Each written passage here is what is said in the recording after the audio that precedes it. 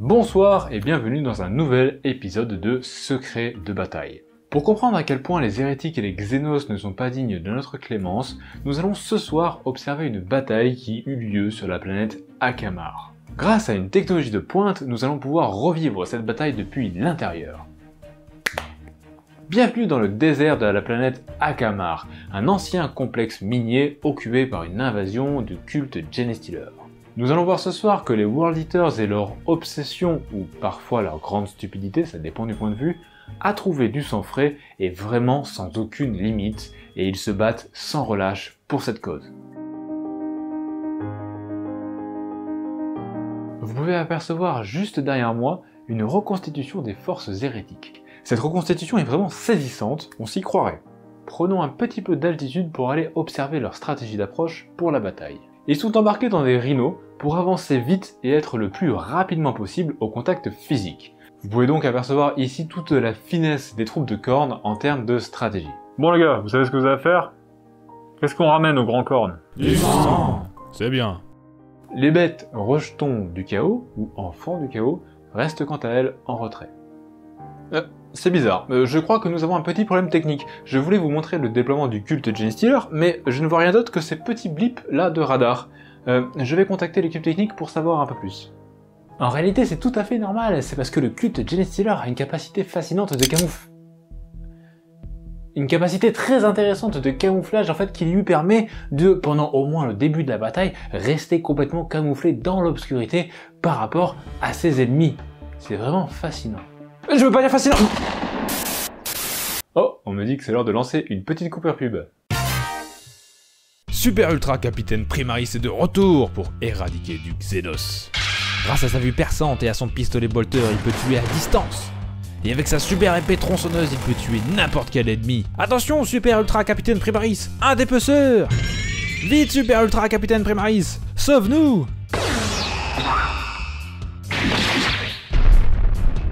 Super Ultra Capitaine Primaris, il ne connaît pas la peur et il marche pour ma crague. Et nous voilà de retour. Pendant la publicité, les World Eaters ont fait avancer leur camion autant qu'ils le pouvaient, ils ont même mis les gaz pour aller plus vite. Grâce au super phare des rhinos, l'obscurité qui englobait l'armée adverse commence à se dissiper peu à peu, et le déploiement du culte Genestealer se dévoile. Nous observons donc un déploiement d'infanterie au centre, et sur les extrémités de la zone du conflit, un déploiement des véhicules. Vous pouvez apercevoir juste derrière moi le leader du culte Genestealer, le grand patriarche. Il représente littéralement un dieu vivant pour toute son armée. Ils seront donc tous prêts à donner leur vie pour lui. Après avoir fait leur mouvement, les World Eaters n'avaient plus vraiment d'option. Le culte Genestealer se met donc à agir. Nous allons donc voir comment ils se sont déplacés et quelle stratégie ils prévoient. Oh, vous savez, nous, on n'est pas de forts stratèges, hein, on n'est que des honnêtes travailleurs de la mine avec nos croyances, c'est tout. Mais par contre, je peux vous dire que quand on vient nous chercher des noises, bah là on se défend, et pas qu'un peu, hein. Alors oui, nous sommes effectivement en face de troupes qui veulent aller au contact, ça c'est sûr. On aperçoit que les aberrants ont débarqué de leur transport en vue d'aller charger le char. Quant aux Genestealers du centre, ils sont partis droit devant, en courant. En général, ils font ça. C'est assez rare de les voir faire des manœuvres stratégiques. Les deux transports avancent sur les flancs du champ de bataille, même si l'un d'eux est vide, comme on l'a vu juste avant. Après s'être déplacés, les deux sorciers lancent des pouvoirs. Le chef du groupe, présent derrière moi, lance des éclairs sur le char juste là-bas. Il est légèrement endommagé, mais rien de grave, ne vous inquiétez pas. L'autre sorcier, malheureusement, rate tous ses sortilèges d'amélioration pour les aberrants. En même temps, ils n'écoutent rien du tout, ceux-là, hein. Après tous ces éclairs, s'ensuit une pluie de balles. Les acolytes et les néophytes ont essayé de faire tout ce qu'ils pouvaient pour endommager le char. Malheureusement, à part 2 ou 3 ricochets, ils n'ont pas eu grand-chose. Leurs collègues dans le char du fond ont eu un peu plus de chance et ont réussi à abattre le rejeton du chaos qui est juste derrière moi. Il est plus là. Face à autant d'incapacités, le patriarche et les Genestealers qui le suivent, ainsi que les aberrants, s'enragent et chargent la première chose qui passe. Dans les deux cas, c'était un rhino adverse, mais l'un d'eux contient quand même le grand Carne le félon. Tenez, vous là, vous voyez ce rhino? Allez, déchiquetez-moi ça. Et il déchiquait. Le char juste derrière moi a donc trépassé et 4 membres de son équipage sont morts dans l'explosion. C'est atroce. L'autre char n'est pas en reste puisqu'il a succombé au coup de marteau et 2 membres de son équipage sont morts dans l'explosion. Le passage à l'action du culte Genestealer aura été réellement efficace. Nous allons maintenant voir comment les troupes World Eaters vont réagir à cette pression. On peut voir qu'ils sont clairement enragés par ce qui vient de se passer, même si entre nous ils sont enragés tout le temps. Au moins un de leurs enfants du chaos a bien fait son travail et tient l'objectif. Ouh, c'est un bon petit rejeton ça, hein. Allez, tiens, prends ta croquette. En vue d'un contact rapproché, tous les berserkers se sont mis à une portée de charge ridicule pour être sûrs de ne louper aucune. Les derniers berserkers encore embarqués ont débarqué et se sont joints à Karn et son unité pour aller charger la même unité. Des fois que ça soit pas suffisant pour les tuer. Le brainstorming pour cette stratégie a dû être vraiment très intense. Chef, il nous faut un plan d'attaque. J'ai un plan. On attaque. Après quelques tirs de pistolet plus dans les airs que dans les cibles, les berserkers de Khorne se retrouvent tous, sans exception, au corps à corps. D'une part contre les aberrants et leur chef, et d'autre part contre le patriarche tout seul. Ce dernier a sûrement voulu montrer aux Genestealers qui le suivent qui est le plus fort. Le combat a été très rude, le sol a tremblé, les bruits de bataille ont résonné de partout, mais la capacité de combattre des berserkers bien supérieure à celle de leur adversaire les ont fait gagner le combat haut la main. Les aberrants et leurs chefs ont tous été décimés. C'est déjà une grande perte, mais ce n'est pas tout. Le patriarche du culte Genestealer est mort sans même avoir eu le temps de combattre. Le seigneur du chaos s'est servi de son gantelet énergétique pour lui attraper Joyeuse et crunch, il a serré très fort. C'est pas un crâne, il y a pas beaucoup de sang, mais bon, ce genre de petites ascensions, ça fait quand même toujours plaisir. Le culte tout entier était complètement désemparé. Ils venaient de perdre leur leader, leur dieu vivant, et les aberrants qui étaient l'une de leurs plus grosses forces de frappe. Mais après un petit speech de remotivation, ils décident finalement de ne pas abandonner et de venger leur dieu défunt. Ouais, on y croit, allez, c'est parti. En vrai, ils vont tous mourir, mais au moins, ça me laisse le temps de m'enfuir.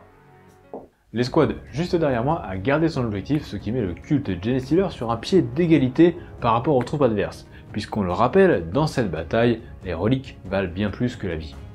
Mais le gros du problème était que sur les 4 objectifs du champ de bataille, il n'en avait qu'un, les ennemis 3. Ils devaient donc très vite rétablir cette situation ou s'avouer vaincus.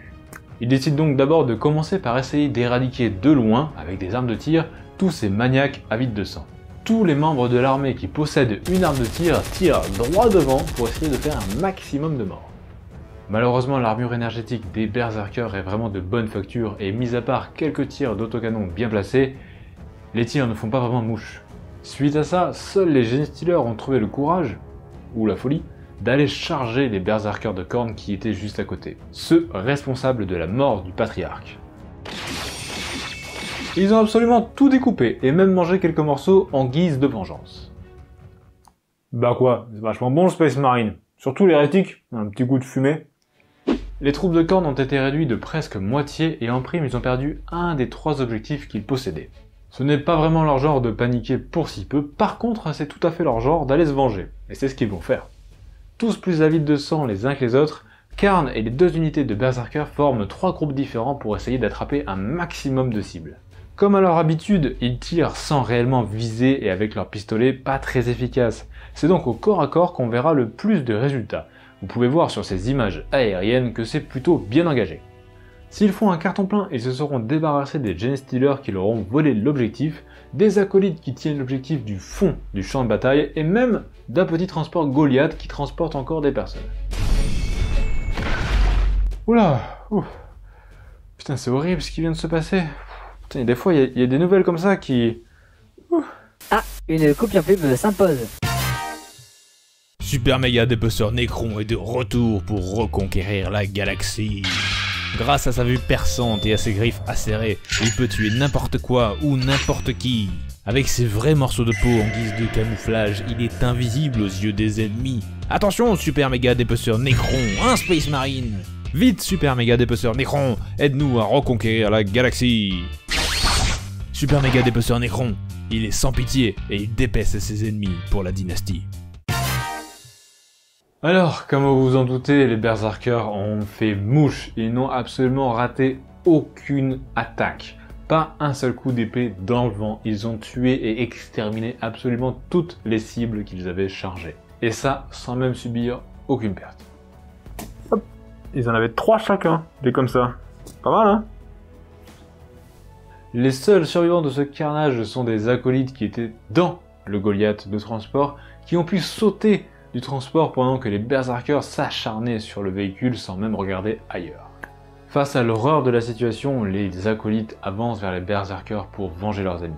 Les acolytes chargent et tapent de toute leur force et tuent 2 berserkers, mais malheureusement la contre-attaque sera fatale et ils mourront tous.